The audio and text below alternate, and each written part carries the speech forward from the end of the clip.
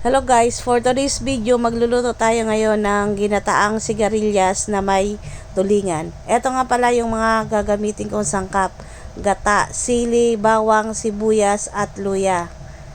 So iprito muna natin ngayon yung tulingan. So himayin natin. Pag naprito na, ilagay na natin yung pangalawang gata. Lagyan natin ng sibuyas, bawang, luya at sili. Yung mga sangkap ilagay na natin. So ayan guys, so pag kumulo na, ilagay na natin yung nahimay ko na tulingan. So halo-haloin muna natin siya. Isunod na rin natin yung sigarilyas. So ayan guys, halo-haloin din natin siya. So pag medyo tuyo na siya, ilagay na natin yung unang gata.